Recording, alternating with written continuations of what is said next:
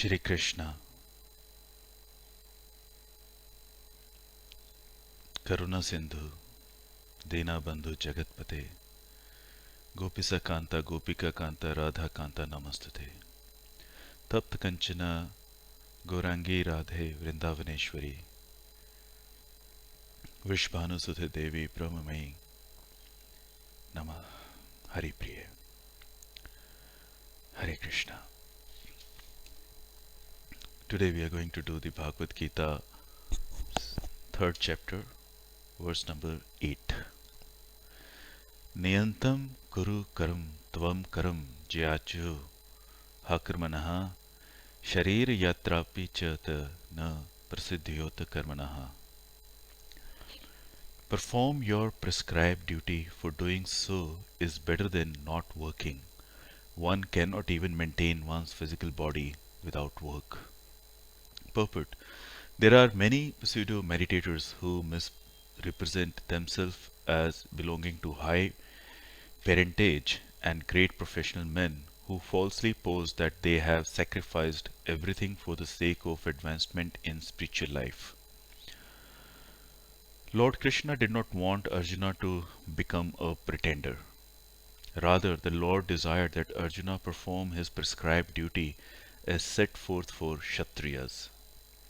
Arjuna was a householder and a military general, and therefore it was better for him to remain as such and perform his religious duties as prescribed for the householder Kshatriya. Such activities gradually cleanse the heart of a mundane man and free him from material contamination. So-called renunciation for the purpose of maintenance is never approved by the Lord nor by any religious scripture.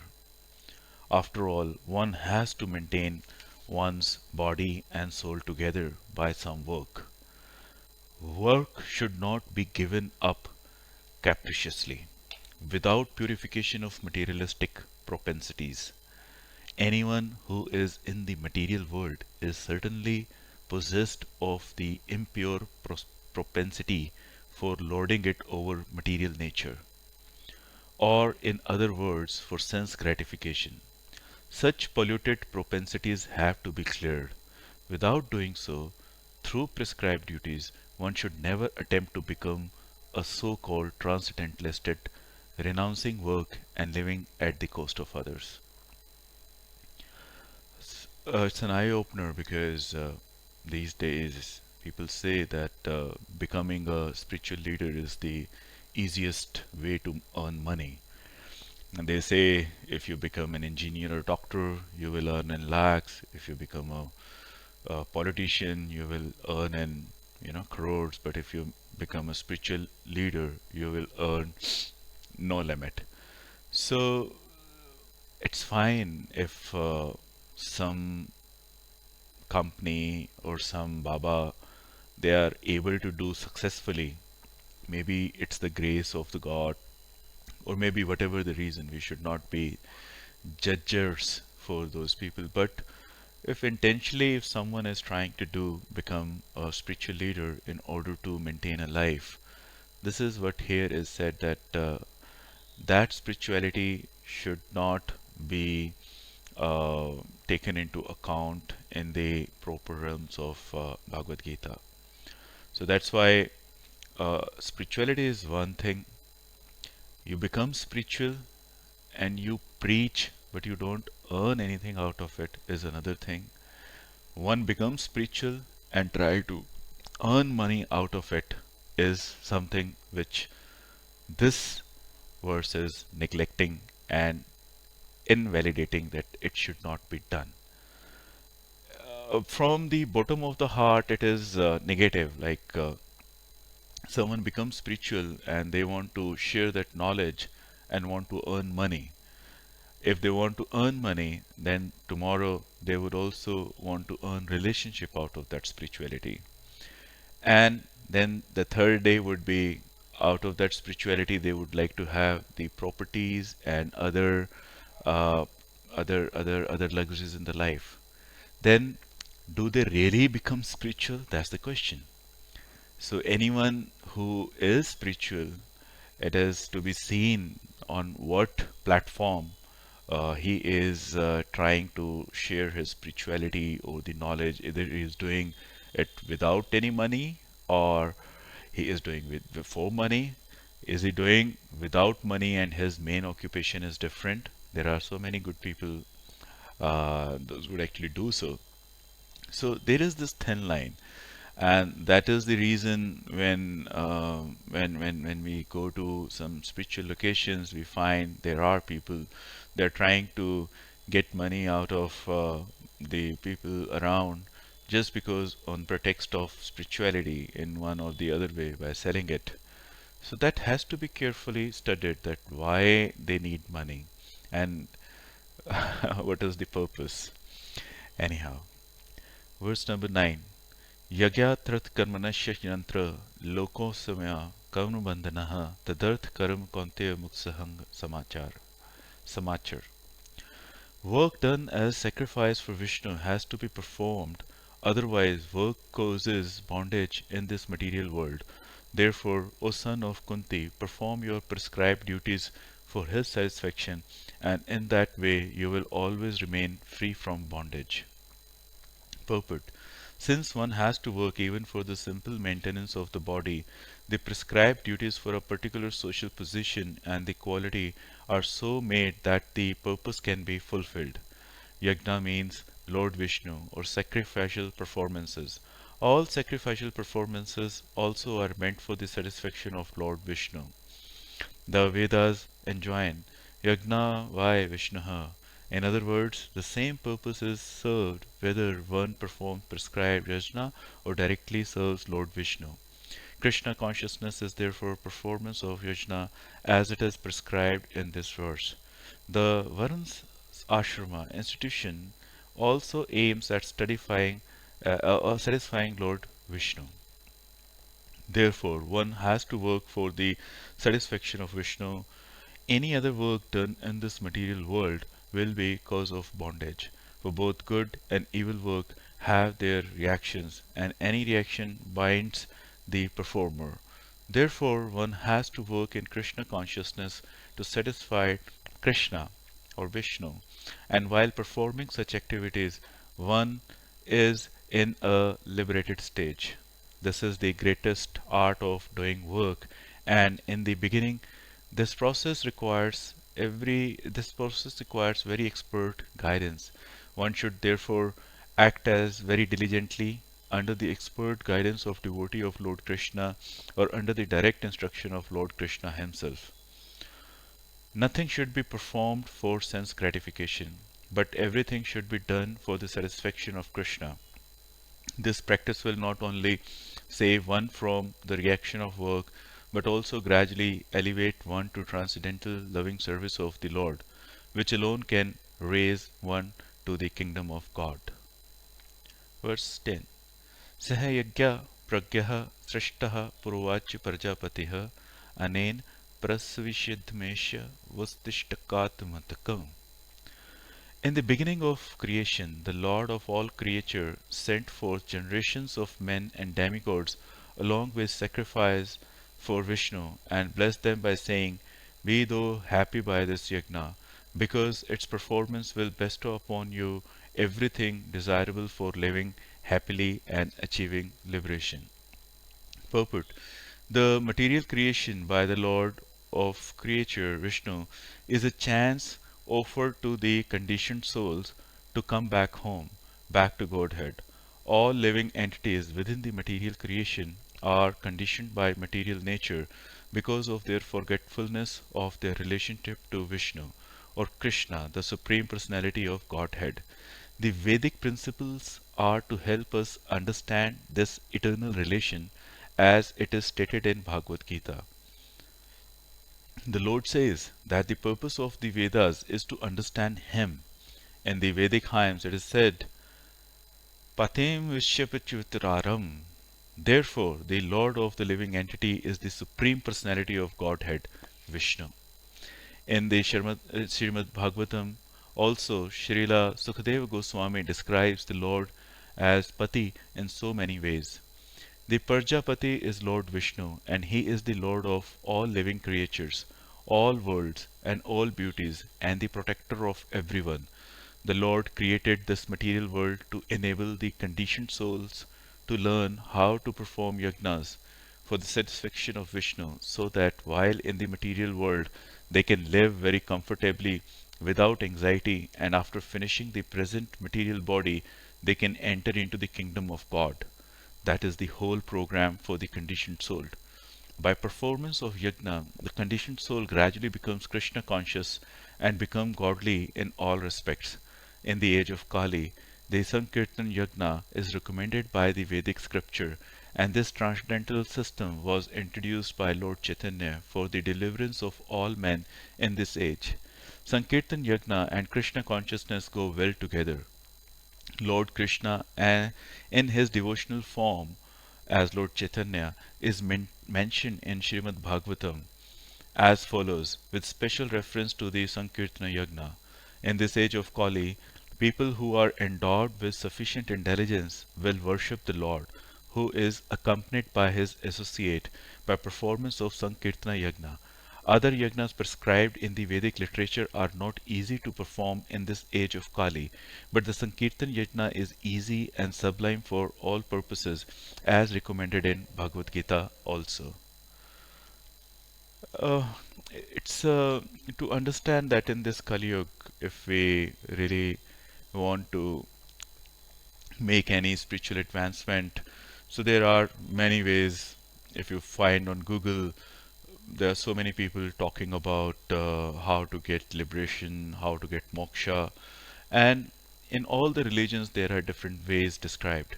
But in India, in the association of in the consideration of Vedas and Puranas, there are so many different rituals and processes are mentioned.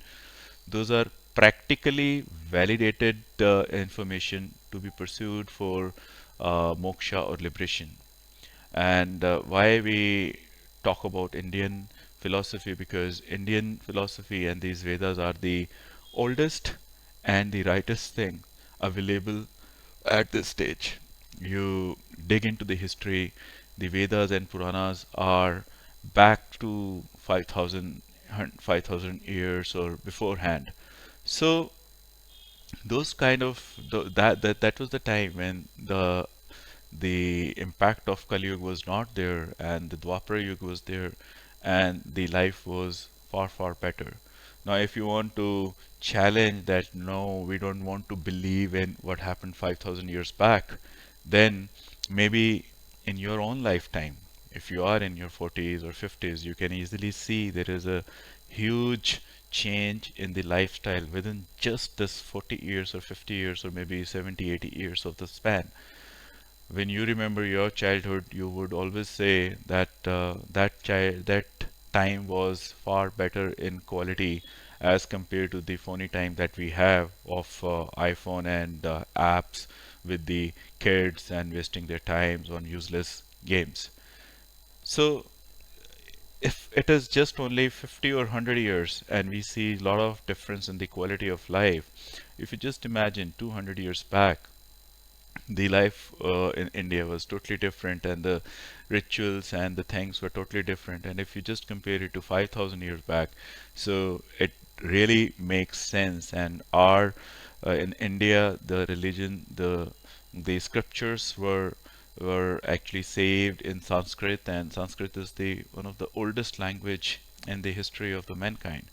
So if that was the time which was very, very, very, very, very elevated, and they had proper processes, and if we believe, then definitely to follow those rituals, it can actually enable any person to attain liberation. But what this verse is trying to tell us that those Vedas rituals or processes uh, may not be actually enable a person in this age of Kali to actually perform those rituals in order to get the liberation. And for this, the simple Sankirtana, Nam Kirtan is enough. You know, if you chant Hare Krishna, Krishna Krishna, Hare Hare, Hare Ram, Ram Ram, Hare Hare. This 16 word Mahamantra itself is the calling of God. In fact, they say the God it himself is available in these 16 words of mantra. So if you say Hare, you're calling God. If you say Krishna, you're calling God. So that faith and that belief, if you have, you can do it easily just through this Mahamantra. This is what it is mentioned here. Verse 11. Deva bhashantantanente deva bhavantu vam paraspara bhavantaha shreha param vastavat. The demigods, being pleased by sacrifices, will also please you, and thus, by cooperation between men and demigod, prosperity will reign for all.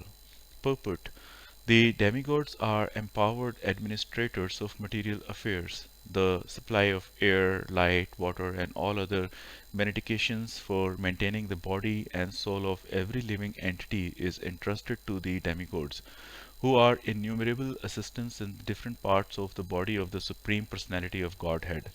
Their pleasure and displeasure are dependent on the performance of yajna by the human being. Some of the yajnas are meant to satisfy particular demigods, but even in so doing, Lord Vishnu is worshipped in all yajna as the chief beneficiary. It is stated also in Bhagavad Gita that Krishna himself is the beneficiary of all kinds of yajna. Bhoktaram yajna tapasamam. Therefore, ultimate satisfaction of the Yagnapati is chief purpose of all yajnas. When these yajnas are perfectly performed, naturally the demigods in charge of different departments of supply are pleased, and there is no scarcity of supply of natural products. Performance of yajna has many side benefits, ultimately leading to liberation from material bondages. By performance of yajnas, all activities become purified, as it is stated in Vedas. Ahara Shuddho Sattva Suddhi Sattve Sudhaho Dhruva Smriti Smriti Lambe Sravaga Garmitanam Vipramokshaha. By performance of yajnas, one is eatables become sanctified, and by eating sanctified foodstuff, one's very existence become purified. By the purification of existence, finer tissues in the memory become sanctified, and when memory is sanctified, one can think of the path of liberation, and all this combined together lead to Krishna consciousness, the great necessity of present day society. So, these yajnas and all these sacrificial rituals, they actually make an impact on the mind and the subtle mind and the subconsciousness. And believe me, whenever there is such kind of yajna at home, maybe in a year or so, you feel that purification happening when that agni and all those the the padarth we put it into the as in ahutis, so that makes an impact, and there is a lot of impact on the atmosphere for this purpose. So those things, the yajnas and all, are very, very, very, very, very, very important. But it's up to us. Do we have the right kind of processes available and the mantras available and Shuddhikaran available, or we get baffled by the people out there for their own materialistic requirements? So that's the thin line that has to be considered.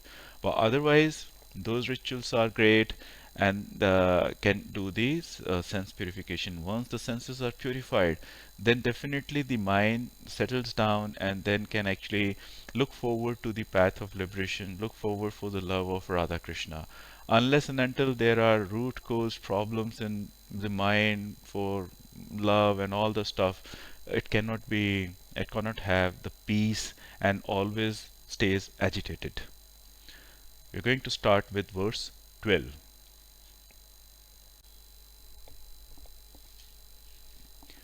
Verse 12. Ishta bhognahi wo deva dasante yag bhavitaha tidantra bhakshisho yo bhujestena evam saha. In charge of the various necessities of life, the demigods, being satisfied by the performance of yajnas, will supply all necessities to you.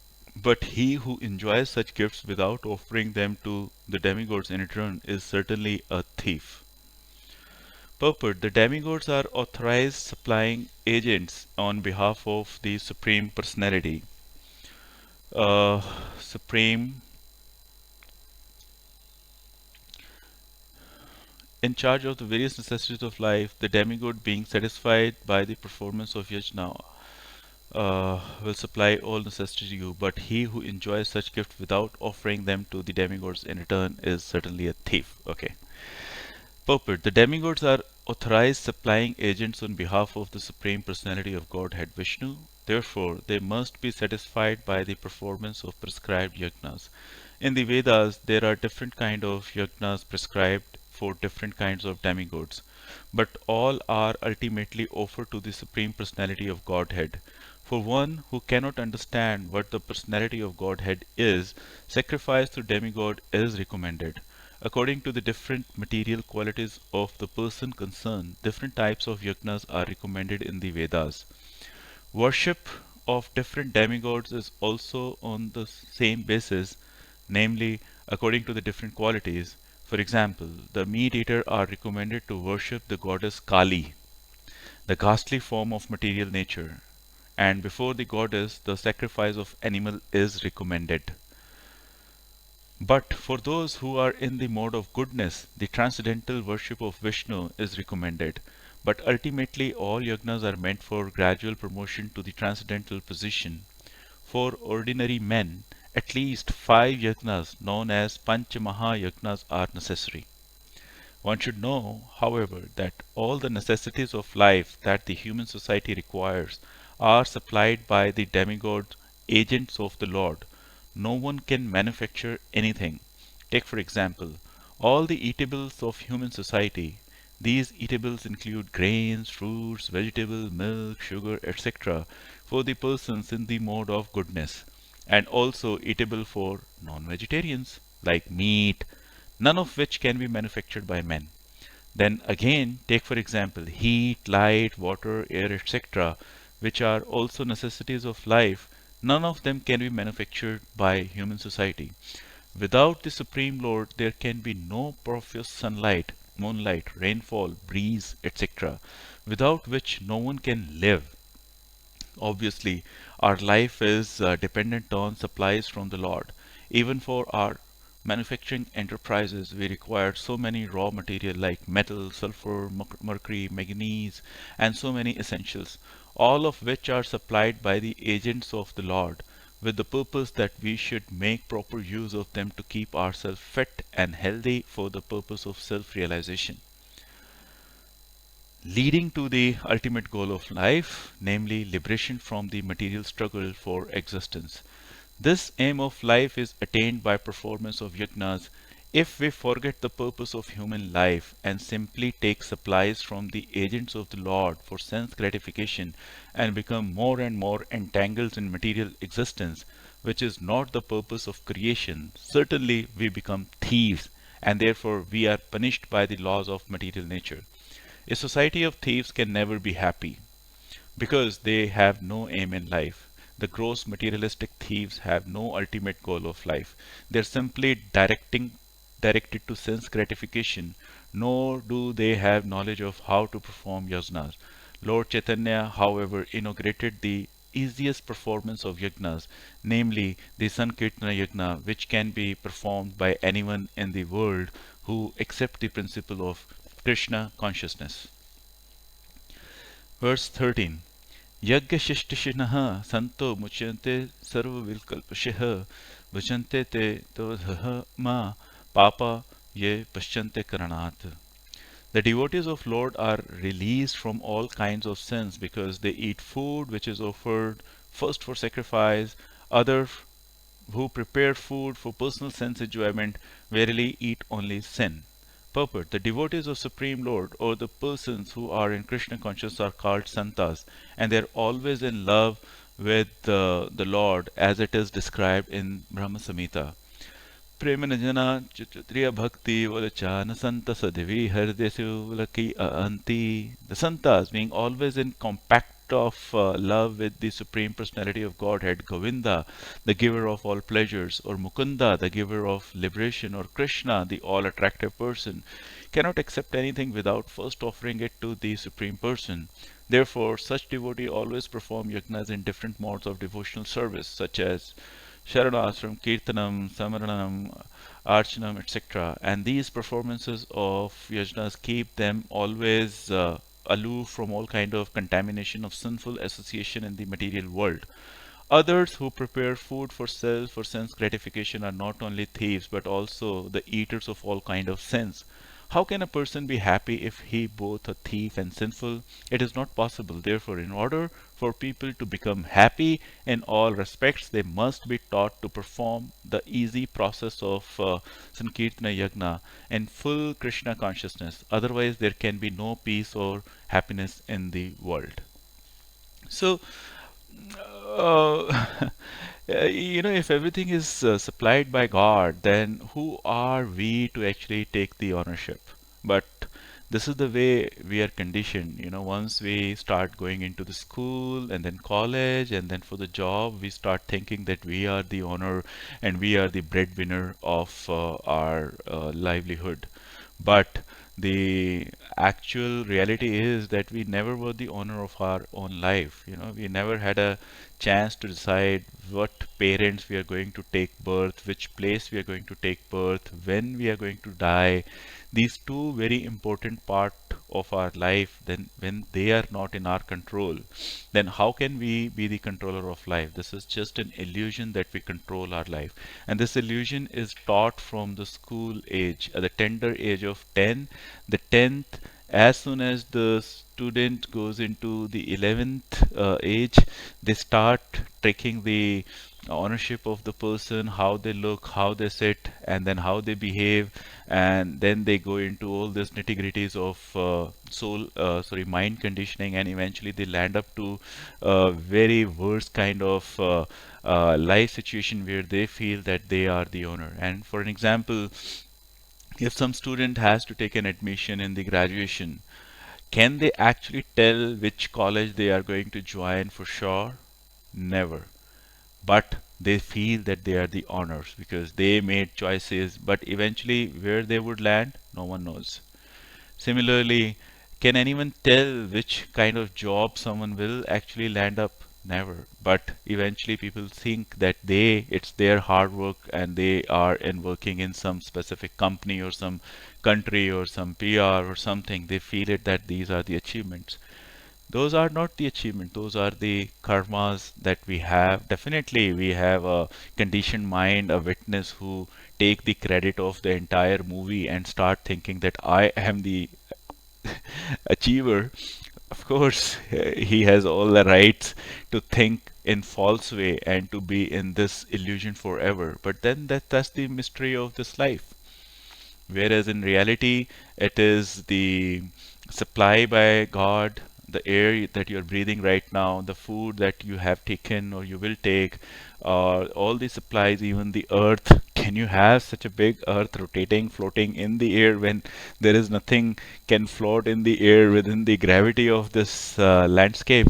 And how these so many different planets are floating. So there has to be some basic understanding that there is someone who is doing so. If there is someone who is doing so, then why don't we surrender? And then why don't we actually leave the ownership and then do the seva to Radha Krishna? Now, I'm not saying that we leave the ownership and we say, okay, I don't want to study or don't want to work, and then Radha Krishna will take care. No, that karma has to be done. This is what it is taught here, that it has to be done. Otherwise, you will not be able to perform the duty. But exactly understanding this is a karma is the very secret. The karma is not the karma that you're doing. Karma here is the options you get, the kind of decisions that you're going to make, and then what's going to happen. It's pretty very early I make this statement, but this is the crux that how it is. And because at the end we are just the witness. We are just looking at the game of this life and just soaring through, and whatever decision we make, those decisions, they have the impact on us back, and then we become the those become the fruitative decisions and the fruitative results. And that's why uh, when we have good karmas, good decisions, we basically, as per this verse, we are satisfying the demigods, and we should do that because it's always good to be regulative to all the gods, demigods, and supreme god. But we need to understand our constitutional position in a very, very simple, very, very straight way, so that we understand that what is the right and what is wrong. And for this, as in this verse, it is stated that we have to be thankful to all the demigods, and one can actually perform as per their own gunas, sattvic, tamasic, or rajasic guna. But at the end, it is our choice whether we still want to be at tamasic place or rajasic place or sattvic place, or we want to go into the transcendental situation. As our teacher says that no one should be treated as a Brahmin if he is only having a birth in the Brahmanic family. What if that Brahmin is eating meat and having a drink and then doing all the hanky panky? So Brahmin qualities are by the qualities of someone who practice the Brahminic Vyavahara, rather than having a birth is not the only stamp for the Brahminic Vyavahara. So that's very essential, that how we behave is the key. So if you are from any caste, creed, religion, but if you have that transcendental inclination that you want to go beyond tamas, rajas, and sattvic gun, then Krishna consciousness is something that can actually satisfy. And unless and until you come to Krishna consciousness, there is very hard chances that anyone can actually be satisfied, because everywhere and anywhere, if you see, mostly there would be one or the other conventional way to shun some kind of sentiments, or some kind of make some kind of sacrifice, that okay, I love God, but then I respect God. Oh, I should not raise my head towards God. And then if someone raises the question about love, uh-oh, that's not something that we have to talk to God. Okay. So, and then everyone is looking for love. So that creates a lot of confusion. So to get love uh, becomes a prayer then, that oh God, please give me love, and that love has to come from someone else, and then that someone else would be basically the blessing of the God, and then someone else would come and then stay with you and then go away. Then the blessings are gone. Similarly with money, similarly with job. So anything which is external and materialistic is non-permanent. If something which is non-permanent, why to waste our time in that thing? Why not to actually put all the focus on the permanent things, which is God? And then when we go back to God, if I cannot discuss love with God, then again, so there is a gap. So Krishna the is the God who is omnipresent, who has different roles. He is, people love him like a cohort boy. People love him like a father. People love him like a son, like a gopikas. They love him like a lover. So all kind of options are there, but you have to have a real kind of relation with Krishna. So that is what it is needed, to be honest in your own approach. So if I have to summarize the verse number 8 to 13th, we started that one should not use spirituality to earn money. Yeah, if money is coming, because and then that money is invested back into seva, that is a different thing, but it should not be the sole reason for the livelihood. And we should be beware of the people those are actually be dependent upon such livelihood. Second, that the yagnas used to be done in a proper way, but now in this Kali Yuga, Nam Kirtan is best option. Third, we should respect demigods, we should give them all the offerings, but then at the end, all the offering goes to Krishna, Vishnu. So we have to see, and then we have to actually take care of, self. And then, of course, that we basically have to be very, very, very careful when we talk about self-consciousness, and then when we talk about actually karmas and then fruits of karma. So there has to be a lot of understanding, how we think about all this concepts. So one more important thing I pointed that Bhagavad Gita is something which is the only key to right kind of spirituality. Once you have the key, then you can go into the Vedas, Brahma Samhita, Upanishads, and all that scripture. But once you have the understanding with Bhagavad Gita, and every time when you will read it, you will have a different meaning and different kind of awakenings. Oh, now I get it. I can relate it with my life, or I can relate it with someone else's life. But then the best part of Bhagavad Gita is where Krishna himself is telling us that, hey, dear, surrender from your heart. Let me take care of the things and just, do your karmas in my honor, and everything would be fine. So keep learning, be happy, be safe. Hare Krishna, Krishna Krishna, Hare Hare, Hare Rama, Hare Rama, Rama Rama, Hare Hare.